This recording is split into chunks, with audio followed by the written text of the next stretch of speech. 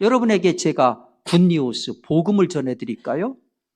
그동안에 우리는 노화, 늙는 것을 자연적인 현상이라고 받아들였습니다. 그런데 의학이 발전하면서 의학자들 사이에서는 이것이 자연스러운 현상이 아니다. 이것은 질병이다.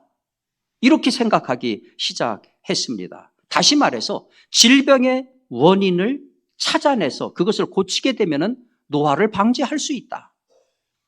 이런 맥락에서 요즘 과학자들이 가장 신경 쓰고 있는 것이 뭐냐 하면은 인간 장기를 만드는 바이오 기술에 주력하고 있다고 합니다. 이 인간의 장기를 만드는 것이야말로 생명 연장의 가장 핵심적인 열쇠가 된다. 이렇게 이제 인식하는 거지요. 통계에 의하면은 우리나라에서는 하루에 평균 6명이 장기 기증을 받지 못해서 죽어간다라고 합니다. 한 해에 장기 이식을 받겠다고 대기하는 사람의 숫자가 대략 4만 9천 명 정도 되는데 정작 장기 이식 받는 사람은 평균적으로 1,500명이 되지 못한다는 거예요. 자, 그러니 이렇게 인공장기가 개발이 되게 되면은 이런 문제들이 해결이 될 수 있지 않겠습니까? 또 하나 반가운 소식을 전해드릴까요? 과학에 요람하면 미국의 실리콘밸리를 꼽습니다. 그런데 지금 미국의 실리콘밸리에서 가장 많이 주력해서 연구하고 있는 분야가 뭐냐면은 생명 연장을 위한 장수 분야입니다. 평균 수명 100세를 가리켜서 영어로는 호모 헌드레드라고 하는데 바로 이 호모 헌드레드 시대를 열기 위해서 연구가 폭발하고 있다는 거예요. 그러니까 이러한 프로젝트에는요, 미국의 거부들이 돈을 아낌없이 투자를 하고 있어요. 엄청난 돈이 연구비가 몰려든다라는 겁니다. 그러니 여러분 조금만 인내하고 기다리시기 바랍니다. 500세 시대가 열린다고 합니다. 생명은 소중해요. 교환이 불가합니다. 최고의 가치입니다.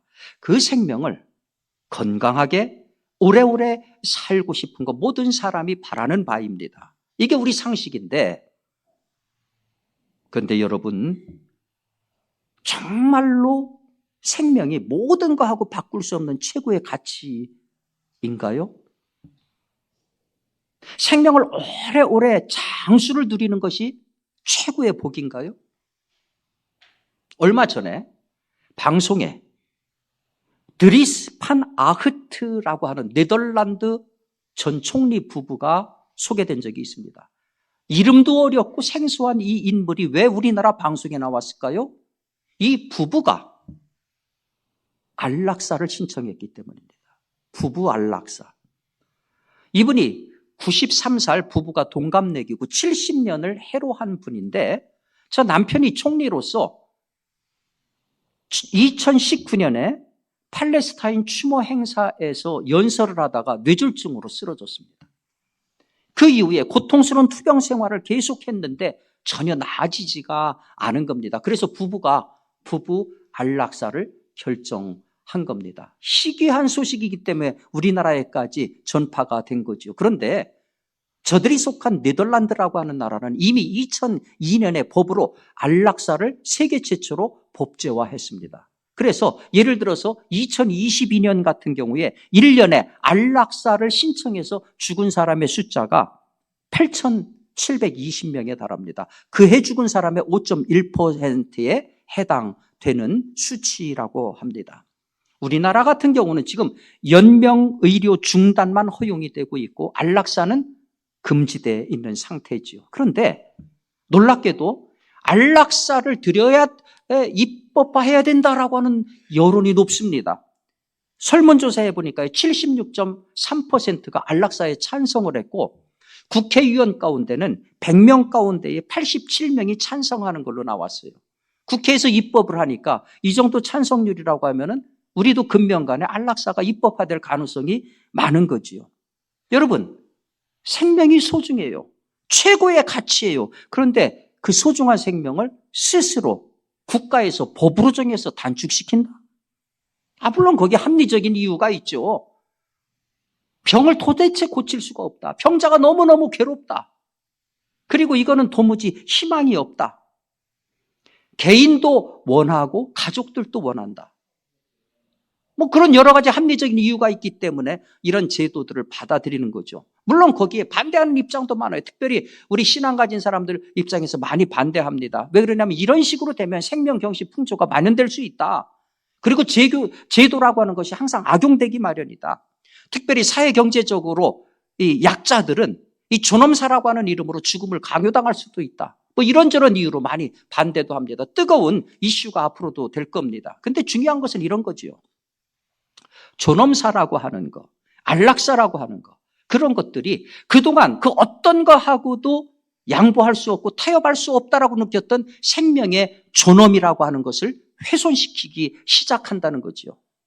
최고 가치인 생명에 대해서 합법적으로 중단시키는 물꼬가 트여지기 시작한다는 겁니다. 다시 말해서 생명이 최고다라고 하는 기존 인식에 대해서 아예 합법적으로 부인하는 것들이 가능해졌다 하는 겁니다. 사실 이와 같은 생명을 단축화시키는 것을 법제화한다라고 하는 것은 굉장히 충격적입니다. 앞으로도 뜨거운 논의가 될 겁니다. 그런데 이거 말고도 사실은 생명이 정말 최고의 가치인가? 그 논리에 대해서, 거기에 대해서는 많은 논란이 있는 것이 사실입니다. 한 젊은이가 길을 가는데 어떤 노인이 다가오더니 젊은이, 내가 죽지 않는 불사약이 있는데 한번 먹어볼라우? 하고 제안을 했습니다. 우리가 길을 가다가 도를 하십니까? 그거하고 비슷하니까 제일 치마는 무시하려고 했는데 가만 생각하니까 죽지 않는 불사약? 그까이 거 한번 먹어봐야 믿자야 본전이지? 좋습니다. 어르신 그거 주세요. 그래 불사약을 먹었어요. 놀랍게도 정말 그 노인 말대로 죽지 않는 겁니다. 너무너무 좋았어요. 그런데 이 생각이 서서히 흔들리기 시작했어요. 자기 앞에서 아들이 죽어나가요. 자기 손으로 손자의 장례식을 치러야 돼요. 증손자가 죽는 모습을 보고 고손자 장례식까지를 지켜봐야 됐어요. 그러니까 생각이 흔들리는 거예요. 죽을 수 없다는 것이 이게 가혹한 형벌이구나. 죽음이 있기 때문에 인생은 오히려 아름다운 것이구나. 여러분 생각해 보세요. 모두가 다 죽어나가는데 자기만 홀로 살아남아가지고 고손자 장례식까지 지켜봐야 된다면은 그때도 장수가 복인가요? 그때도 생명이라고 하는 것이 최고의 가치인가요? 여러분 혹시 프레퍼라고 하는 단어를 들어보셨어요? P-R-E-P-P-E-R 프레퍼. 이 프레퍼가 뭔가 하면은 재난, 예를 들어서 지진이나 전쟁 같은 것들이 닥칠 때를 대비하는, 평소 대비하자 해서 2030 세대들이 만든 모임의 이름이 프레퍼입니다. P-R-E-P-P-E-R. 나중에 한번 검색해 보세요. 자료들이 뜰 겁니다. 그래서 이 친구들이 벌써 400명이나 거기 몰려들었어요. 그래가지고 자기들끼리 재난 대비용 가방을 다 만들었어요. 거기 보면은 비상식량도 있고 의약품도 있고 랜턴도 있고 별거 다 있어요. 일리가 있어요. 사실은 전쟁에 대비해서 비상 의약품 같은 거 챙겨놓는다 일리가 있습니다. 근데 충격적인 사실은 뭐냐 하면은 그들 가운데에 전쟁이 나기 전에 외국에 나가는 것이 목표다. 그래서 미리미리 준비해야 된다. 뭘 준비해야 되느냐? 일단 외국에 나가서 살 수 있는 영주권을 준비해야 되고 그 나라 가서 살 수 있는 언어를 준비해야 되고 일정한 자금을 준비해야 되고 그 나라 가서 살 수 있는 기술을 준비해야 된다. 이게 페퍼에 들어있는 사람들의 의견이에요. 여러분 놀랍지 않습니까? 충격적이지 않습니까? 전쟁 나기 전에 다른 나라로 가야 된다. 그래서 파라과이 같은 데는 영주권 얻는데 1,000만 원이면 된다. 영주권, 우리가 선호하는 영주권은 어디냐? 미국, 호주, 캐나다다. 구체적으로 나와 있어요. 전쟁 나기 전에 자기들 도망가겠다는 거예요. 2030 세대가. 여러분, 그들이 가족들 남겨놓고 친지들 남겨놓고 그렇게 영주권 얻어가지고 이 땅에서 예를 들어서 원치 않지만은 무슨 일이 일어났을 때 자기들만 가서 산다고 하면은 그 삶이 행복할까요? 그 삶이 평안할까요? 그런 생존이 진짜 사는 걸까요? 제가 말씀드린 이 두 가지 사례는 최고 가치가 생명이라고 하는 것, 이와 같은 우리들의 상식을 다시 한번 물어보는 그런 문제들 아닌가요?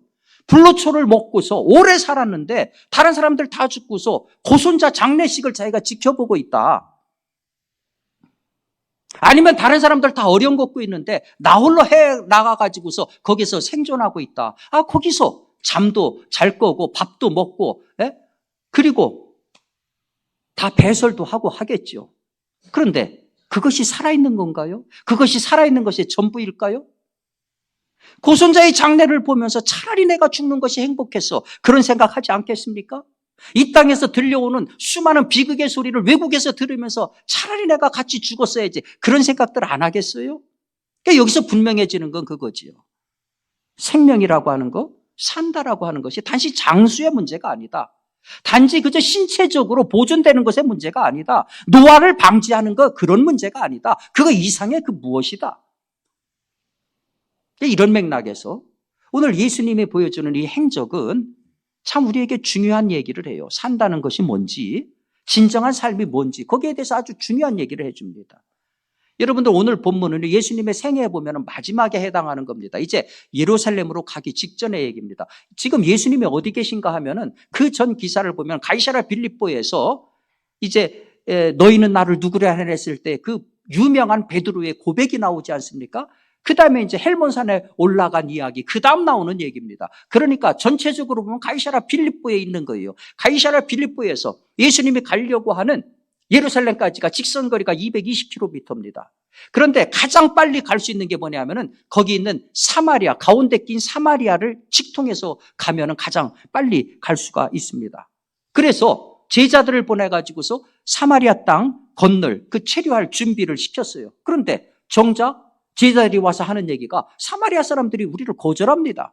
그 이유에 대해서 53절은 이렇게 얘기하고 있어요. 예수께서 예루살렘을 향하여 가시기 때문에 그들이 받아들이지 아니하는지라. 여러분 아시는 것처럼 솔로몬 죽고 난 다음에 이스라엘은 남북으로 갈라졌습니다. 북이스라엘, 남유다 이렇게 갈라졌죠. 그리고 처음에는 예루살렘 성전에서 북이스라엘 사람들도 와가지고 예배를 드리다가 시간이 가면서 자기들 성소를 베델에다가 다시 세웠습니다. 오지를 않게 됩니다.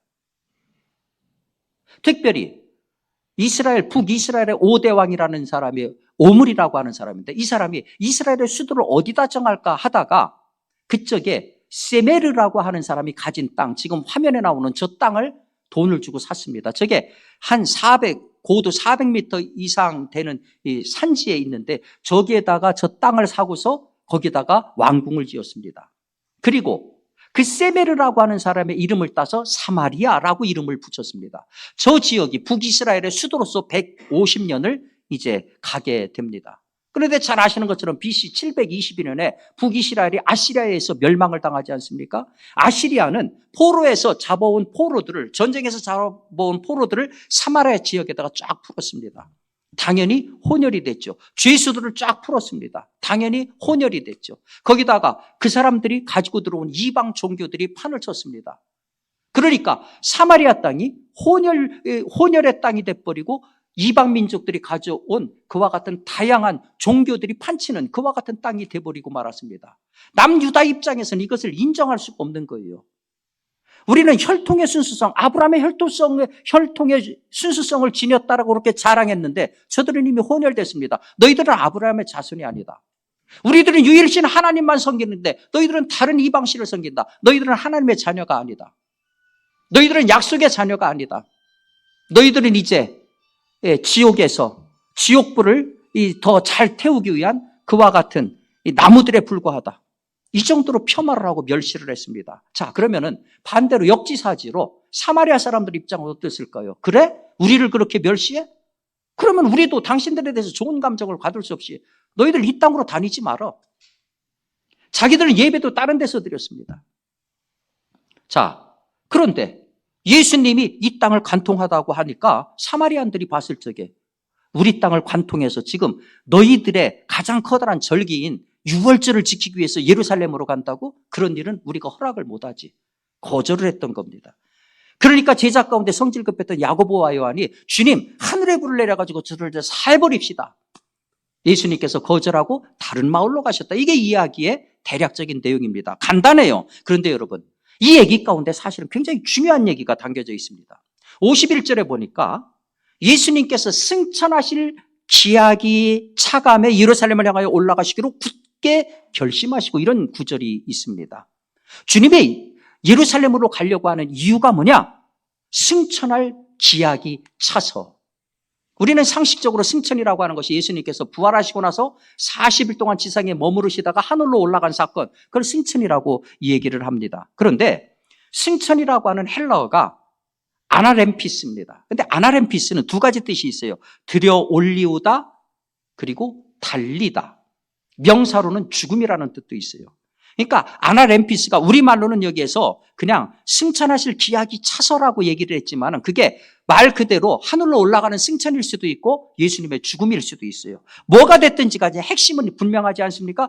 예수는 이제 내가 이 땅에 왜 왔는지 그걸 분명하게 알고 그 목적을 이룰 때가 왔다 하는 것을 분명하게 인식했다 하는 겁니다. 그래서 성경이 뭐라고 얘기합니까? 예루살렘을 향하여 올라가시기로 굳게 결심하시고, 이 굳게 결심하시고가 헬라어로 스테리조인데 이게 고정시키다, 한 방향으로 단호히 돌리다, 확고히 하다. 흔히 우리가 비장한 결심을 하게 되면 어금니를 꽉 깨물고 얼굴에 힘을 주지 않습니까? 지금 예수님이 그러고 있다는 얘기입니다. 무엇을 위해서요? 예루살렘을 가기 위해서. 근데 그 예루살렘이 어떤 곳입니까? 지금 종교 지도자들이 예수에 대한 모든 얘기를 다 알고 있습니다. 죽이기로 작정한 곳입니다. 예루살렘이 어떤 곳입니까? 빌라도에 의해서 잘못된 재판을 받아야 되는 곳입니다. 예루살렘이 어떤 곳입니까? 골고다의 십자가 처형이 기다리고 있는 곳입니다. 예수님이 이거 다 알았습니다. 그런데도 그 죽음의 현장인 예루살렘으로 올라가기로 마음을 굳게 먹었다. 결심했다. 살러 가기로 결심한 것이 아니라 죽으러 가기로 결심했다 하는 겁니다. 예수도 인간이에요.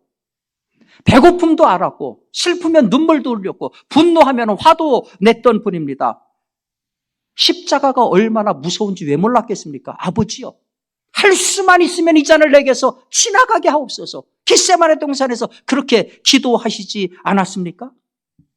그걸 알면서도 죽으러 가겠다 결심하고 예루살렘으로 올라갑니다. 그러니까 무슨 얘기입니까? 생명이 소중해요. 무병장수가 중요해요. 그런데 우리 주님은 그것보다 더 중요한 것이 있다라고 하는 얘기를 하고 있는 거예요. 그게 뭘까요? 여러분 가운데 영화 좋아하시는 분들은 타이타닉 영화 보셨을 겁니다. 저 영화는 실제 해난 사고를 중심으로 배경으로 이루어진 촬영된 영화지요. 이 타이타닉호가 출몰된 것이 1912년 4월 14일 밤이었습니다.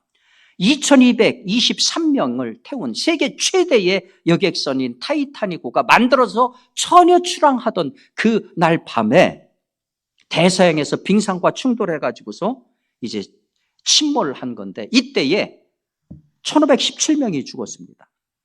남은 사람이 706명에 불과했습니다. 그런데 나중에 살아남은 사람들을 분석을 해봤더니 여자 승객의 74%, 어린이 승객의 52%가 생존한 걸로 나타났습니다. 남자 승객은 20%만이 생존한 걸로 나타났습니다. 1등석의 승객을 기준으로 봤더니 1등석 어린이들은 전원 생존했고 1등석에 144명의 여성이 탔었는데 139명이 생존했습니다. 반면에 1등석에 탔던 남성의 70%가 죽었습니다. 2등석은 여성이 80%가 생존을 했습니다. 그런데 2등석에 탔던 남성의 90%가 죽었습니다. 이유는 간단합니다. 어린이와 여성을 먼저 구명정에 내려놓은 겁니다. 그때나 지금이나 1등석, 2등석은 돈 많은 사람들이 가는 곳입니다. 여기에도 미국 최고의 부자였던 존 아스톨이 타고 있었습니다. 1등석에. 그런데 그 사람은 아내를 보트에 태운 뒤에 자기 자리가 있는데도 거절을 했습니다. 다른 사람을 태우시오. 또 다른 거부인 벤자민 구겐하임도 자기가 타야 되는 자리인데도, 자기 순서인데도 거절을 하고 다른 여성을 태우고 양보를 했습니다. 그리고 사망했습니다. 만약에 남자 승객들이 힘없는 여성이나 아이들을 밀치고 내가 살겠다고 그리고 보트에 올라타서 생존했다? 그렇다면 이 사람들이 진짜 산 걸까요? 죽은 걸까요? 그렇게 살아남은 사람들이 자기를 용서할 수 있을까요? 평생 아마 살지만 죽어 있을 겁니다. 그런데 살 수 있음에도 스스로 죽음을 택해서 이들은 영원히 사람들의 가슴에 살아남았습니다. 살 수 있는 기회를 거절하고 죽음을 택해서 이들은 오히려 역사 속에 살아남았습니다. 우리 주님이 생명 귀한 걸 아시는 분이에요. 근데 그분은 죽으러 가십니다. 자원해서 죽으러 가십니다. 한 가지 이유입니다. 죽는 것이 내 사명이다. 십자가에서 우리를 위해서 죽는 것이 당신이 이 땅에 온 존재 목적이라고 하는 거 아시는 거고요. 그분 인생에 가장 중요한 의미가 있는 사건이라는 것을 아시기 때문입니다. 사명을 위한 죽음이 생명보다 귀한 것이다. 의미 있는 죽음이 정말로 사는 것이다. 이렇게 죽는 것이 사는 것보다 귀한 것이다. 여러분, 아무리 우리가 노력을 해도요, 아무리 오래 살아도 언젠가는 다 죽게 돼 있습니다. 조금 일찍 가느냐, 조금 늦게 가느냐, 그 차이만 있을 뿐입니다. 살아있는 동안에 건강하고 평안하게 사는 거 너무너무 중요합니다. 복된 일입니다. 그런데 이게 전부는 아니잖아요. 여러분, 모세를 보십시오. 그가 소명을 받고서 40년 동안 이스라엘 민족의 지도자로 그렇게 활약한 다음에 느보산에서 죽습니다. 죽을 때 그의 나이가 120세였습니다. 그런데 성경은 죽을 때의 그의 상황을 이렇게 얘기합니다. 눈은 흐리지 않았고 기력도 쇠하지 않았다. 무슨 얘기입니까? 모세는 늙어서 죽은 게 아니에요. 사명을 마쳤기 때문에 하나님께 데려감을 당한 것입니다. 그러니까 우리가 살아있다는 거하고 죽었는다라고 하는 잣대를 단순히 건강해서 오래 사느냐 이 문제 가지고 재서는 안 됩니다. 의미가 있느냐, 가치가 있느냐, 사명을 알고 이루었느냐. 벤자민 프랭클린이라고 하는 분이 그런 얘기를 했어요. 하나님이 내게 맡기신 일이 남아있는 한 나는 죽을 수 없다. 아프리카의 성자인 데이비드 리빙스톤이 그런 얘기를 했습니다. 살아있다는 것은 아직 사명이 남아있다는 것이고 죽는다는 것은 이제 사명을 마쳤다는 것이다. 여러분, 오래 사는 거 귀한 일입니다. 그러나 무조건 오래 사는 것이 능사는 아닙니다. 여러분, 살아남는 거 귀한 일입니다. 그러나 무조건 수단 방법 가리지 않고 살아남는 거 그게 복이 아닙니다. 어떻게 하든 살아남는 거 그게 지혜가 아닙니다. 의미와 가치와 정당성을 상실한 생존이라고 하는 것은 그 자체가 사실은 죽음입니다. 사랑하는 여러분, 오늘은 사순절 5번째 주일입니다. 예루살렘으로 죽으러 가기 위해서 단단히 가고 다지는 그 예수를 보면서 산다고 하는 게 뭔가, 죽는다는 것이 뭔가 다시 한번 생각할 필요가 있어요. 사랑하는 성도 여러분, 죽으러 가기 위해서 예루살렘을 향해서 얼굴을 굳게 하신 그 예수, 그렇게 사명을 위해서, 가치를 위해서, 의미를 위해서 죽음으로 영원히 사신 그 예수를 보면서 우리의 삶의 의미를 좀 되돌아봤으면 좋겠어요. 내 가족을 위한, 우리 조국을 위한, 우리 교회를 위한 나의 사명이라고 하는 것은 무엇인가? 사명이 없는 사람은 없습니다. 나는 남은 내 생에 어떻게 가치와 의미와 사명을 위해서 살 것인가? 고민하면서 해답을 찾아가는 복된 성도들 되시기를 주님의 이름으로 축원합니다.